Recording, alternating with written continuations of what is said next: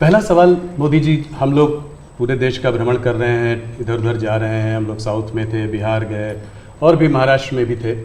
तो हर जगह ये देखा गया है कि चाहे विपक्ष से बात करें, चाहे आपके उम्मीदवारों से बात करें, लोग कहते हैं कि जब मोदी जी यहाँ आएंगे तो सब कुछ बदल जाएगा। अभी कुछ नहीं कह सकते, मोदी जी आएंगे तो हो सकता है स्वीप हो जाए, हो सकता है सीट निकल जाए। तो क्या 2024 के इस चुनाव को हम नरेंद्र मोदी पर एक रेफरेंडम की तरह देख सकते हैं, जनमत संग्रह की तरह देख सकते हैं? अब ये तो सारा खेल मीडिया के लोगों का होता है, किस समय किस प्रकार से एनालिसिस करना। लेकिन मैं इतना कहूँगा कि मैं कोई चुनाव के समय काम करने वाली सरकार नहीं चलाता हूँ। आप मेरा 10 साल का रिकॉर्ड देखेंगे तो एवरेज फ्राइडे, सैटरडे, संडे मैं हिंदुस्तान के किसी न किसी कोने में गया हूँ, जनता के बीच में रहा हूँ, और इसलिए मेरा जाना निरंतर चलता रहता है। और चुनाव में मैं मानता हूँ कि लोकतंत्र का उत्सव ऐसा है कि सभी राजनीतिक दलों का कर्तव्य है कि ज़्यादा से ज़्यादा लोगों के बीच जाएं, जाकर के एक प्रकार से प्रशिक्षण का काम होना चाहिए, संवाद होना चाहिए, विचार विमर्श होना चाहिए।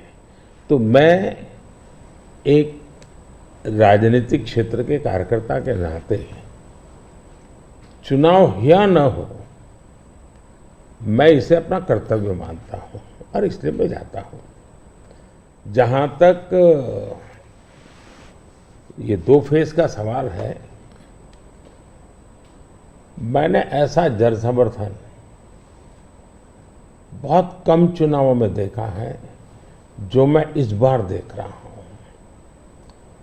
एक प्रकार से चुनाव जनता जनार्दन लड़ रही है, सुशासन के लिए लड़ रही है, अपने सपनों को साकार करने के लिए लड़ रही है। ऐसा मुझे लगता है, शायद मैं तो शायद एक निमित्त हूं।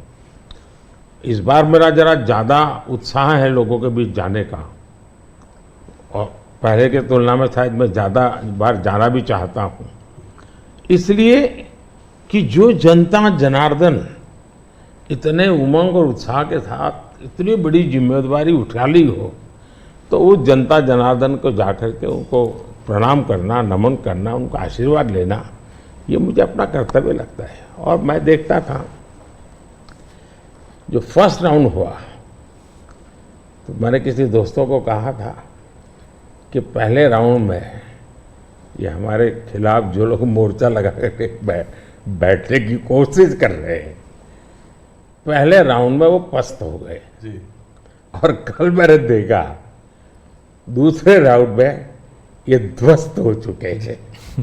यानी पहले लोगों ने पस्त कर दिया, अब ध्वस्त कर दिया।